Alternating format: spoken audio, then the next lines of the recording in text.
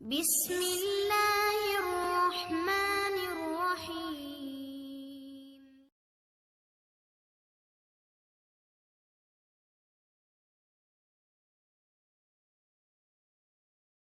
সালামুন আলাইকুম।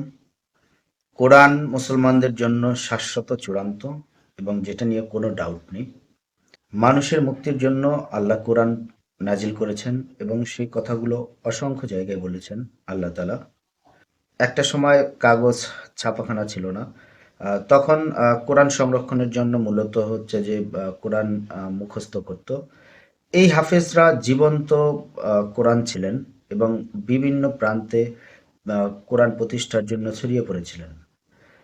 এখনকার সময়েও অনেক হাফেজি মাদ্রাসা গড়ে উঠেছে এবং সারা পৃথিবীতেও অনেক হাফেজি মাদ্রাসা গড়ে উঠেছে। হাফেজ বলতে আমরা সাধারণত বুঝি যে কোরআন মুখস্থ, কিন্তু হাফেজ মানে হচ্ছে কোরআন সংরক্ষণ করা। আল্লাহ হাফেজ অর্থাৎ আল্লাহ আপনার হেফাজত করুক। আল্লাহ হাফেজ মানে আল্লাহ আপনাকে মুখস্থ করুক এরকমটা না। তো কোরআন না বুঝে পড়ার পরেও যে সওয়াব সেই কথাটি সত্য নয়, সেটা কোরআনের তিলাওয়াত করলে স্পষ্ট বোঝা যাবে। সূরা আরাফের ২০৪ নম্বর আয়াতে আল্লাহ যে বলেছেন যে কোরআন তিলাওয়াত শোনাও সওয়াব, সেই কোরআন তিলাওয়াত শোনাটা কিন্তু অর্থ বুঝে শোনা। অর্থ না বুঝে যে শোনা সেটা কিন্তু যে শোনা যে সংজ্ঞা সেই সংজ্ঞার মধ্যে পড়বে না। আরবি যে তিলাওয়াত শব্দটা এসেছে তার মধ্যে পড়ে না। আমাদের পূর্বের যেকোনো ধারণাকেই একদম দরজা বন্ধ করে দিয়ে যদি আমরা কোরআন বুঝে পড়ি, তাহলে আমাদের কাছে কিন্তু সবকিছু স্পষ্ট হয়ে যাবে যে কোরআনে কোন বিষয়গুলো আমাদের জন্য নির্দেশিত। তো এটা আবার পছন্দ মতো অর্থাৎ আমার সুবিধা অনুযায়ী কিছু মানলাম, কিছু পড়লাম, আবার আ আমার যেগুলো সুবিধা হচ্ছে না সেগুলো আমি এড়িয়ে গেলাম। এইভাবেও কিন্তু আবার হবে না। কোরআন অর্থ না বুঝে যদি পড়া হয়, সেইটা কিন্তু সেই আল্লাহ তাআলা যেরকম বলেছেন সুম্মুন বুকমুন উম্মুন, আ ঠিক বোবা এবং বধিরের মতোই। আ তো কোরআনের অর্থ পুরে এবং নিজের আকেলকে ব্যবহার করে, যে আকেল আছে সেই আকেলকে ব্যবহার করলে আ আমরা সাধারণত আমাদের জন্য একদম সঠিক যে নির্দেশনা সেগুলো কিন্তু আমরা বুঝতে পারব। এক্ষেত্রে যদি আমরা আমাদের যে ধর্মগুরু আছেন বা আমরা যাদেরকে পছন্দ করি, অনুসরণ করি, তাদের জন্য যদি আমরা অপেক্ষা করে বসে থাকি, তাহলে কিন্তু আমাদের ধ্বংস অনিবার্য। আমাদের পরিণতি কিন্তু সেই তখন জাহান্নাম ছাড়া কোনো উপায় থাকবে না।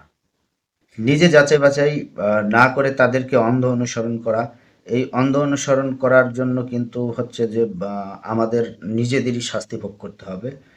সে যদি সঠিকও হয়, ভুলও হয়, সে যদি ভুলও হয়, তারপরেও এই শাস্তি আমারই ভোগ করতে হবে। আমি যে উছিলা দিয়ে যে আমাকে সে যেভাবে বলেছে সেভাবে বুঝেছি, আমি তো বুঝিনি, আমার তো জ্ঞান নাই, আকেল নাই, এই কথা বলায় কোনো পার পাওয়ার সুযোগ নেই। কারণ আল্লাহ আমাদেরকে আকেল দিয়েই তৈরি করেছে। আল্লাহ যে আদমকে সেই নাম শিক্ষা দিয়েছে, এই নামটাই হচ্ছে জ্ঞান।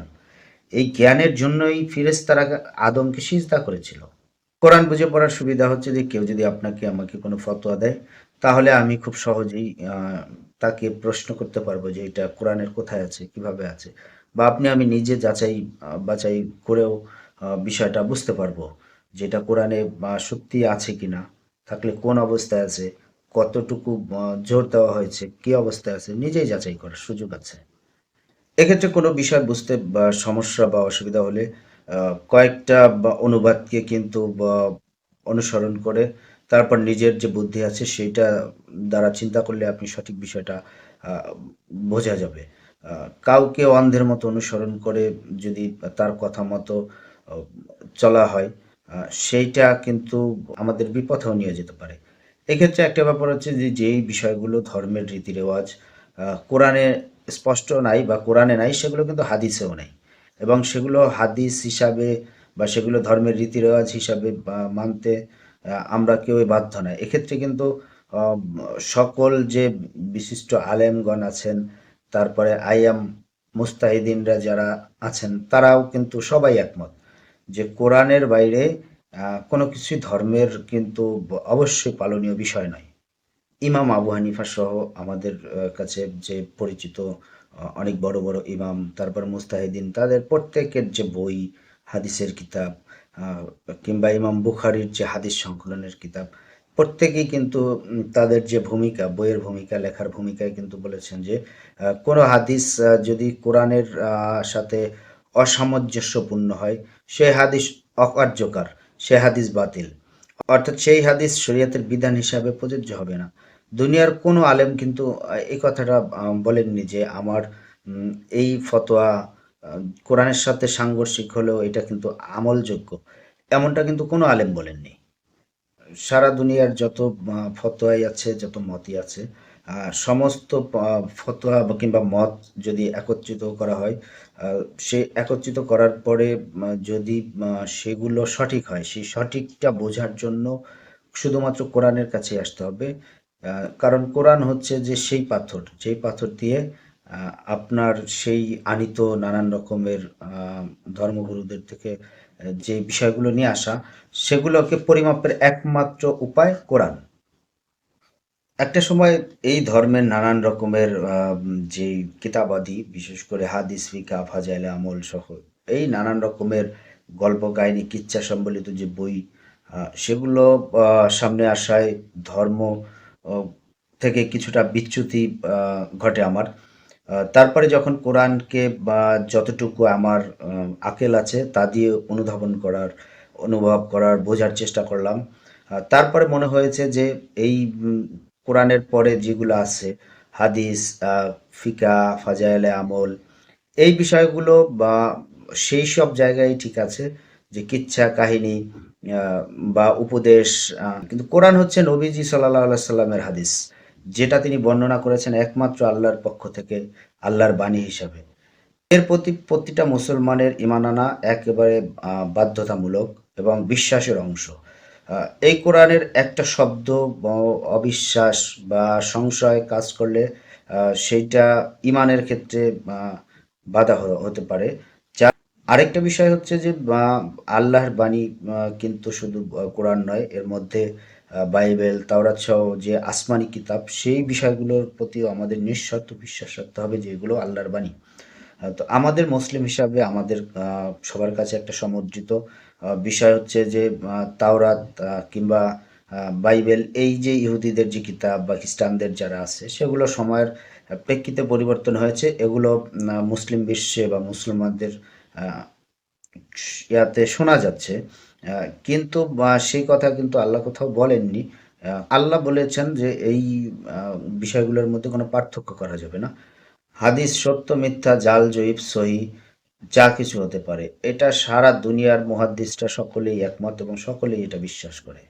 তাফসিরের ক্ষেত্রেও তাফসির গুলো মূলত হচ্ছে যে প্রত্যেক তাফসির কারকের আলাদা আলাদা নিজস্ব নিজস্ব বিশ্লেষণ। এক্ষেত্রে আল্লাহর পক্ষ থেকে কাউকে তাফসির লেখার সুপারিশও করা হয়নি এবং লাইসেন্সও দেওয়া হয়নি।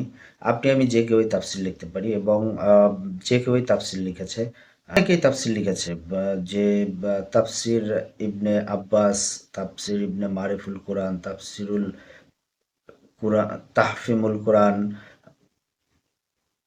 তাফসিরে জালালাইন, এই যে অনেকগুলো, অনেকেই তাফসির লিখতে পারে।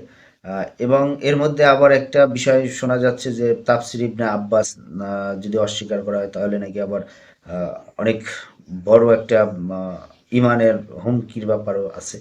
যাই হোক, এক্ষেত্রে তাফসির যে ব্যাপারটা আছে সেটা হচ্ছে যার যার এক একজন বিজ্ঞ বিজ্ঞ আলেমদের নিজস্ব বিশ্লেষণ। তো অনেকগুলো তাফসীরকে যদি ক্রস চেক করা হয় তাহলে দেখা যাচ্ছে যে সঠিক একটা সুন্দর এবং নিরপেক্ষ ধারণা পাওয়া যাবে, যেটা সকল স্বার্থের ঊর্ধ্বে থেকে একটা চূড়ান্ত সিদ্ধান্ত দিতে সহায়তা করবে। সাহাবায়ে আজমাইনদের যে ইজমা, আইয়াম মুস্তাহিনদের যে ফিকা, আলিমদের যে ফতোয়া, চিরন্তন শরীয়তকে বিশ্বাস করবেন ইজমা, ফিকা কিংবা ফতোয়া বা কথিত চিরন্তন হিসাবেই। বিভিন্ন ওয়াজ মাহফিলে যে নানান রকমের কাহিনী, কিচ্ছা বলা হয়, সেগুলো গল্প হিসাবেই গ্রহণ করা যেতে পারে। এর মধ্যে যদি কোনো ভালো উপদেশ থাকে সেইটাকে গ্রহণ করা আহ, যেতেই পারে।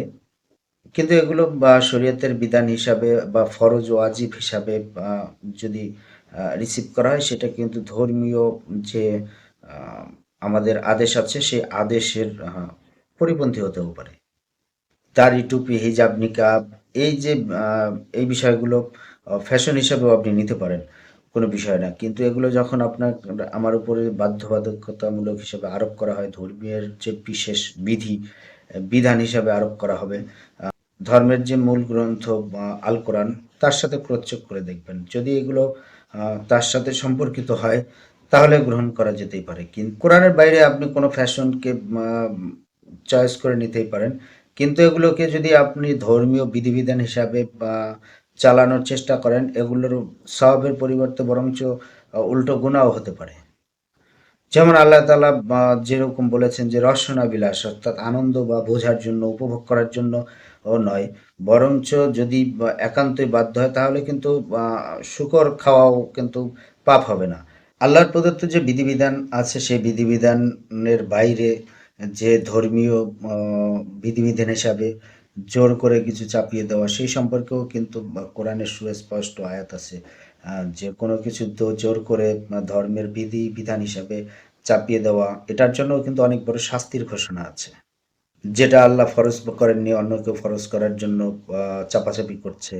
যেটা আল্লাহ বাধ্য করেননি, হারাম করেননি, সেটা আবার কেউ হারাম করার জন্য জোর জবরদস্তি করলে, সেক্ষেত্রেও আল্লাহ শাস্তির বিধান রেখেছেন।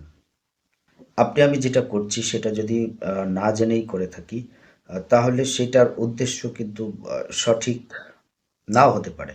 কোন দিকে তার গন্তব্য হতে পারে সেইটা বোঝাও দেয়।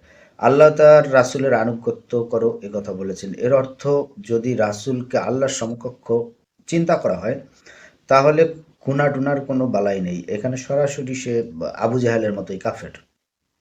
অনেক ধর্মের লোকই ঈসা আলাইহিস সালামকে যিশু হিসাবে, সৃষ্টিকর্তা হিসাবে গ্রহণ করেছে। ঠিক একইভাবে যদি মহানবী হযরত মুহাম্মদ সাল্লাল্লাহু আলাইহি সাল্লামকেও আল্লাহর সমকক্ষ চিন্তা করা হয়, সেটাও কিন্তু অনেক গুনাহের কারণ হতে পারে। আবু জাহেল, আবু লাহাবরা, এরাও কিন্তু অনেক বড় বড় ধার্মিক ছিল, কিন্তু তারা কোরআন অবতীর্ণ হওয়ার পরেও তারা অন্য ধর্মের অন্য দেবদেবীর বা তারা যেগুলো করত, সেগুলো কিন্তু তারা করেই যাচ্ছিল এবং সেই জায়গাগুলো থেকে ফেরেনি। এবং তাদের যে ধর্মের মূল বিষয় ছিল, সেটা হচ্ছে যে আল্লাহর প্রতিনিধি হিসাবে অন্য কাউকে আল্লাহর সমকক্ষ বা তাদেরও ইবাদত করত।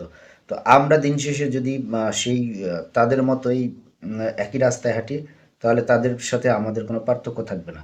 এই উদাহরণটা আমি এই জন্যই টানলাম যে আমরা দিন শেষে কি করছি, আমাদের প্রেরিত যে কিতাব আছে, সেই কিতাবে আমাদের জন্য কি গাইডলাইন দেওয়া আছে, সেটা আমরা যদি একেবারেই না জেনেই মুখস্থ করে ফেলি, সেই উদাহরণটা আমি টেনেছি, যে মুখস্থ করে ফেলি, তাহলে কিন্তু আমাদের দিন শেষে রেজাল্ট কি হবে সেটা আমরা অনিশ্চিত।